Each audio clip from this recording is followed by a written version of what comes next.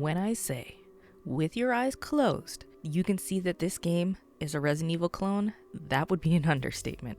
Not only does it borrow heavily from the series with the tank controls, fixed camera angles, and red dot for the gun aim, it also came out the same year as Resident Evil 4, which to many is considered one of the best horror action games of all times. The plot is kind of similar as well, but not too close. This must have been devastating to the Darkworks team who made this game and were working on this game since 2003 or even longer actually, to see how similar this Resident Evil game that just dropped was. This was also Ubisoft's first foray into horror games in the horror game genre.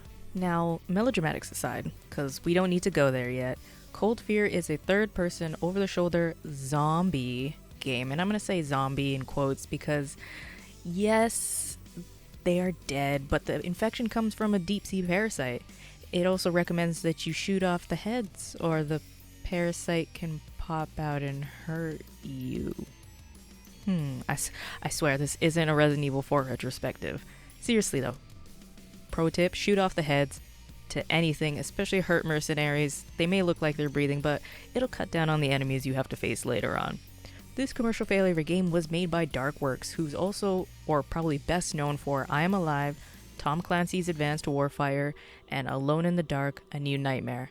And I say commercial failure because by February 2006, only about 70,000 units were sold across PC, PS2, and Xbox. Not that it's not a commercial failure because it's a completely awful game. It's just it sold very low numbers. And since this is a retrospective, I want to point out a few things right off the top. I use cheats in my emulator for a couple of reasons. One, I do what I want. I was playing the game, and if you want to play the game, you can as well. 2, I was already struggling to play this game. It's kind of hard, and finding the motivation to keep going with some of the unfair mechanics, which if you played this or you're watching the footage, you're going to see some of them. And 3, the clunky controls while adding a layer of suspense and horror means you're going to take a lot of cheap shots. On console at least. I don't know how the PC runs. While you're running around, there are some enemies that you don't have to fight, but there's a lot of rooms that you kind of have to clear out, especially on the second stage of the game, that you have to clear out before you leave, and they're super strong, and they're gonna take you out in a few swipes. So I use cheats on a single player PS2 game. Now, if that's not cool for you or you don't like it, then there's not much I can do about it. This video is already done, and I've already finished the game. I will also be spoiling the story here, because it's a game from 2005. You can pick this up on Steam for less than $10 if you want to know and experience the story for yourself.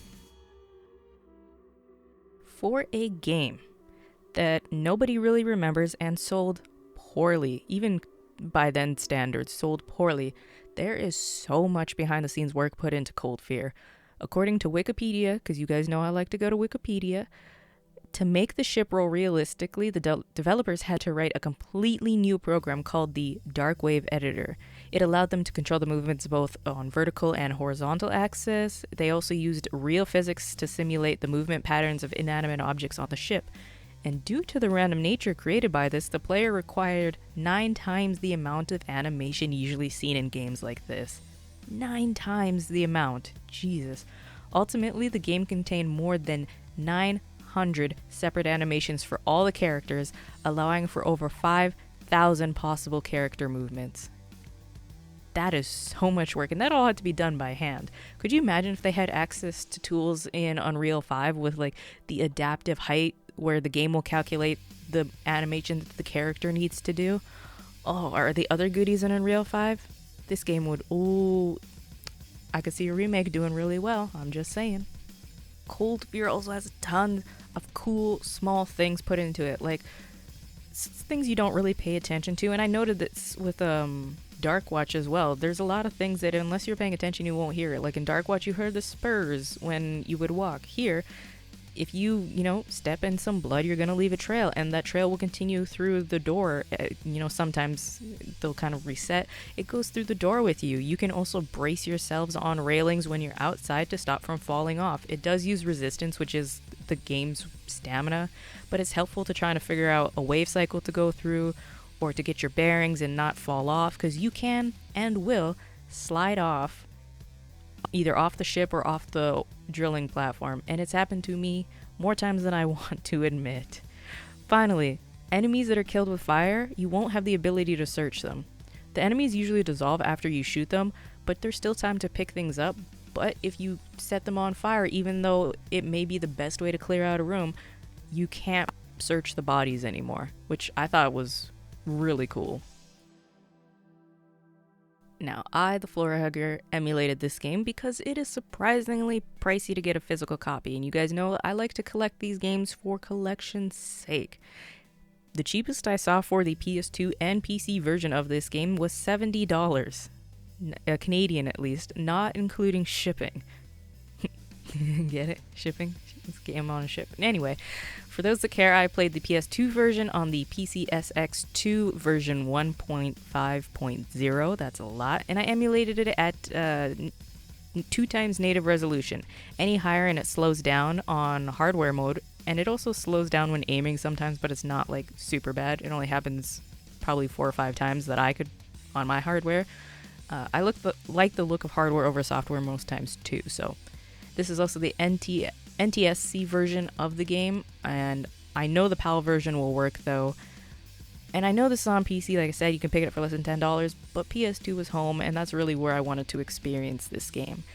I also had to rely on save states a ton here. Usually I won't, because most of the time the emulator doesn't like when you make a ton of save states, but I almost had to. You don't get to save till the end of a chapter or the end of a section, chapter, whatever you want to call it, and you can lose about an hour's worth of playing or more if you're fully exploring and seeing what the game has to do. So I'm like, save states, please. I'm not going back an hour into this game where I'm already struggle bus trying to go through. So this is the spoiler section. I'm going to talk about the story here. If you don't want me to talk about or don't want to hear about the story, skip to this part and I will see you guys when the story's over. But again, this is your last warning. I'm going to talk about the story in its entirety. The game opens with a cutscene of a US SEAL team boarding a quote-unquote abandoned ship, getting decimated, and their handler calling the US Coast Guard, which is us, Tom Hansen. We have to go rescue the team that we, as the player, with our omnipotent point of view, know is dead because we just saw them get decimated by some monster off screen, but the Coast Guard doesn't. After that cutscene, you're dropped right into the game, like right into the game with your team being split up before you can even take control. And you don't really see your team again. Well, you kind of do. You wander around the ship, you read notes, you hear a girl who you find out is Anna, the lead scientist's daughter, trapped behind a cooler door that you can't open yet, and you have to search for your missing teammate. You do find your teammate, and he's dun dun dun dead. I think he'd been dead for a while. He was on the toilet when you found him. You go through some doors, you backtrack a lot, you kill some mercenaries and zombies, and that's when you realize, hey, this ship really isn't as abandoned as I thought it was. And where's that SEAL team? Are they still here? You then proceed to go through a few doors, you backtrack quite a bit, kill some mercenaries and zombies, and solve some puzzles along the way. You meet different types of zombies too throughout the entire game. You get ones that can use guns, ones that are fast boys, you get some invisible boys, and then you meet probably the worst enemy that pops out of the giant whale carcass. They are the exocells. They are a weird, face-hugging looking thing that'll pop out of a zombie and try to kill you by either getting into a new body or try to strangle you. The exocells probably have to be one of the most dangerous enemies aside from the final boss and the big stumpy arm boys in the drilling platform. They take down your health actually quite quickly and can hang from the ceiling like the Half-Life barnacle and will strangle you from the ceiling. Oh god. They were so awful. The enemies can change. The enemies do change, not can change, as you go through the game, so you'll always have something new to fight and to be scared of. Now, after you find your murdered teammate, you kill some zombies, you free Anna, you find the general, you go to the communications tower and get in contact with that CIA handler that was dealing with the US Navy team. The game decides, hey, a change of scenery is real nice right now. And that sees you and Anna ram the ship you were on into a drilling platform that happens to be the place where all this started. The place that Anna was taken from to protect her. She was you find out she's locked behind that door for her protection, quote unquote. We don't know. The story just kind of happens, and some context clues and some things are kind of missed. And you get thrown from the ship when you ram into it. Surprise, surprise. You get thrown from it, the ship sinks, you lose your weapons, and you black out. And then you see an exo, one of those exocells, the weird face-hugging thing, slowly crawl up to you and infect you, which is great. First 5 minutes, first 30 seconds onto the platform, you're already infected with the dangerous parasite that is slowly going to kill you. Awesome. Great. That's what we needed today. We've already had a great day. After that, you kind of struggle bus your way to the sick bay where you meet a doctor who has the last bit of antidote with him to cure you of that exocell that was trying to touch you inappropriately, or I guess did touch you inappropriately. After the doctor helps you, he tries to tell you where to go to disable the jammer that you need to now take out because you can't be in contact with the CIA guy. And then he gets his head ripped off by a giant dog-like zombie thing. There's always got to be a zombie dog in some of these games. Ugh. But you do get all your weapons back, and you get some new weapons. You get a flamethrower and a grenade launcher to add to your growing arsenal of, your AK-47, your shotgun, your handgun, and a few other weapons. You then have to fight through even more humans and zombies alike, and they're all trying to kill you while you have to disable this jammer that's blocking any and all comms, even aboard the drilling platform itself. And all this time, you don't know where Anna is, because she didn't make the jump with you. Or she did, but you hit your head blacked out and you don't know where she is. But she does pop up in a cutscene after you disable that communications jammer, because something picks her out of the water. It's a gross looking thing. I don't even know what to say. It's not human, and it doesn't try to kill her, but it does take her to the scientific wing and infect her with the exocells as well. And you get to watch that on screen. Not the full thing, but you get to see what's happening to her. So that changes Tom's mission. Instead of getting all the documents that the CIA handler needs, he's now going to go save Anna. And you do. You get her the antidote, but you also get reinfected as well. Great. We're just having an awful day. After you save Anna, I honestly don't know if you still are infected with the exocell or not. I feel like I missed something, a cutscene somewhere or something, but whatever. You go and you get those files to the CIA handler, who's been nothing but an asshole to you and Anna, and halfway through the files, he gives you some lip, and you decide to only send half of them, and he's yelling at you, berating you, and you and Anna decide, yeah, we're gonna sink this drilling platform into the unforgiving ocean. Like, screw all this. This is too dangerous to let this information get out to the world. You then start your mission of backtracking to pick up some C4 and deliver it to the marked areas. And you run away because cool guys don't look at explosions. And you meet Anna at the heliport. And there is a man there. Or he was a man there. The man who started this all. Anna's father. He's the one that saved her from the water, and he is this mutated thing. He has a skull head, tentacles on his back, kind of looks like a weird version of Lady Dimitrescu, but he's ugly. And you have to stop him from trying to get to Anna, because all he wants is Anna to join him in this quote-unquote quest for immortality. But the game wants you to do that by stopping him from getting her, because then he'll kill her if he picks her up. Yeah, that doesn't really make sense story-wise, but it is what it is. So you have to stop him from grabbing her while she's setting up the C4 to blow this platform sky high. It makes no sense. The dad, that's not for me to discern though. Anyway, you kind of defeat him. You do defeat him, and you fly off with Anna, and that's where the game leaves me with more questions than answers. Like, what happened to your team? Was there more than one person on your team? Who is your team? Why is the Coast Guard boarding a vessel with fully loaded weapons? Are you still infected? Like I said, I don't know if you get a cure again.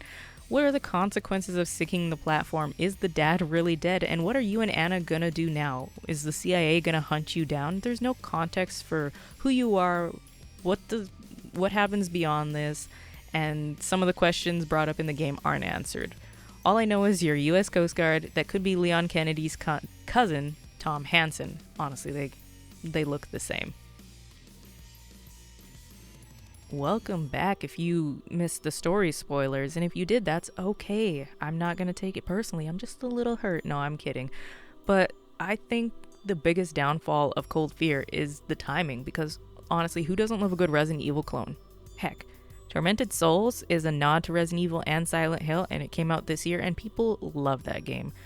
People love these kinds of clones. I think the fact that this came out 2 months after Resident Evil 4 had no chance. It has its issues, yes, but it's not an awful game, and it's a cult classic if I've ever seen one in my life. There is so much to this game, like the burnt bodies that can't be looted, the limited health packs, the scenery of the ship, and then the drilling platform, the layout of it. There's so many weapons, from the shotguns, which is my personal favorite because boom boom, to SMGs, pistols, and a few weapons that can be missed if you don't go looking for them. And even though Anna is useless to you, but she's important to the story and gameplay, dealing with her wasn't a huge pain. This game is overall pretty dang fun to play. Sometimes. And this doesn't even take into account the number of animations and work and time that went into this. While the first few minutes and the end of the game have some questions, Cold Fear is still a more than playable action horror game. It only took me about 7 hours to finish, spread out over a week or two because I had to slip in a Back for Blood review and another game review, so it took a while to kind of finish this. This is not a game where you're gonna feel like I've invested too much time and I'm unsatisfied. 7 hours? Come on. There's some games where the tutorial isn't even over in 7 hours. I will say though, I have been talking it up and I have been praising it. There are some issues that do make this game frustrating. There's no map, so it's very easy to get turned around and lost. Like, even when you're trying to build a mental map, it's still easy to get turned around and lost. And there are a ton of optional rooms, some worth going into, but most of the times you're gonna regret them, unless, you know, there's one room that I just happened to go into and follow through, and there was the SMG there. Woo. Usually this is a game where the bad guy is the way to go, you know, bad guy here, go here, yeah, kind of thing. But that's not always the case, and it leads to a lot of backtracking. If you've ever been in my streams or played video games with me, you know my sense of direction is pretty dang good, and I know usually where places are. But there's just something about the layout of this game that I just couldn't get. I don't know, it's just something weird about it. I also didn't help that there was a few missions that didn't give you specific areas to go to. It just said, find this piece of information. Now, I'll be the first to admit it, I don't know everything about video games. Hell no. My brain would be huge and probably explode if I knew everything about video games. So, there's no shame, and I have no shame in opening up a walkthrough. I used a walkthrough here from DarkQ, I hope that's it, from Games FAQs, and just mainly to help me build a mental map, because I'm like, I have no idea where I'm going anymore. I have no idea where this is. I don't know which hallway leads to where. Their guy had really helped with knowing which room was the exit door, which room led to here, and which was a chapter ending event, so I could go and search a bit more before I had to face something I didn't want to fight. I, without a doubt, also needed it to fight the final boss, because no other enemy is dealt with that way, and the game has conditioned you, and other games I should say as well, has conditioned you to not get hugged by the bad guy. I didn't even know there was a critical hit once you were forced into the quick time event of them hugging you. I think without the cheats and the walkthrough, the final boss fight, if I even had gotten to there without the cheats, might have broken me, because you can't hurt the boss on a normal way. So that's awesome. I'm a simple woman, and I don't need a lot, and I'm not one to look down on games for being a clone. In fact, I could care less about games being a clone. Some of the best games I've played are clones, because they learn from the successes and failures of the mother games. And Cold Fear is another clone that, yes, it has some issues, but it did a lot of groundbreaking things that probably will never be remembered, under the veil of, oh, this is a shit game. And that's why I made this video. I got everything I wanted out of Cold Fear, and I'm glad that I played it. Now, if this were ever to be re-released, a few issues like saving frequency and control speed would need to be improved, but as it is, this is still a valid and exciting horror game that had me jumping a fair few times, especially when I'm like, let me just run through this hallway. Nope, have a zombie just pop out of nowhere. And even though this game came out before most of these examples, this has a whole host of horror inspirations and vibes, from the obvious like Resident Evil to Dead Space, which came out 3-4 years later, I think, to Ghost Ship, which is probably one of my favorite horror movies. And it even has some 2020 underwater vibes, you know, the one with Kristen Stewart, especially once you kind of read the notes in the game and understand where these parasites came from. There's so much tension in this game that could be unpacked and explored, even if the plot is a bit thin. Cold Fear may be forgotten today, but for Ubisoft's first dive into the horror genre, it could have been much worse. Much worse. If you're looking for a cheap digital spooky game that most people won't have played, and you can kind of, hold that above them, then this is perfect for you. If you guys know where to get a reasonably priced physical copy of this for PC, PS2, let me know, please. Thank you guys for watching. This has been the spooky retrospective for October. I love you guys. Let me know what you want to see me cover next. It could be a spooky game. It could not be a spooky game. It could be whatever you want from any year or whatever. I'm looking forward to seeing your comments below. Love you guys. I'll see you guys next time. Bye, guys.